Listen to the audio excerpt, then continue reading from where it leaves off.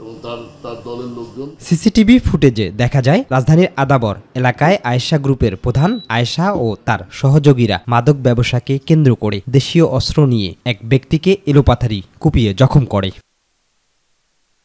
এরই পরিপ্রেক্ষিতে আদাবর থানায় আয়েশা ও তার সহযোগীদের বিরুদ্ধে হত্যা চেষ্টা মামলা দায়ের করা হয়। সেই মামলায় রোববার রাতে দেশীয় অস্ত্রসহ আয়েশা ও তার সহযোগী ইউসুফকে গ্রেফতার করে র্যাব। গত রাতে আমরা এই মোহাম্মদপুর আদাবর হাউজিং এলাকায় চাঞ্চল্যকর আয়েশা গ্রুপ প্রধান সন্ত্রাসী মাদক ব্যবসায়ী চাঁদাবাজ আয়েশা গ্রুপের প্রধান আয়েশা আরশাদ হোসেন ওরফে আয়েশাকে আমরা গ্রেপ্তার করেছি এবং তার সহযোগী ইউসুফকে আমরা গ্রেপ্তার করেছি। র্যাব জানায় আয়েশা মূলত কবজিকাটা আনোয়ার গ্রুপের সদস্য ছিল। আনোয়ার গ্রুপের প্রধান আনোয়ার গ্রেফতার হওয়ার পর 5 সদস্য নিয়ে খোলে আয়েশা গ্রুপ, যার মধ্যে বাকি 3 জন ধরতে অভিযান অব্যাহত আছে। মাদক ব্যবসাকে কেন্দ্র করে সে পরবর্তীতে ছিনতাই, জমি দখল এবং অন্যান্য অপরাধে জড়িয়ে পড়ে।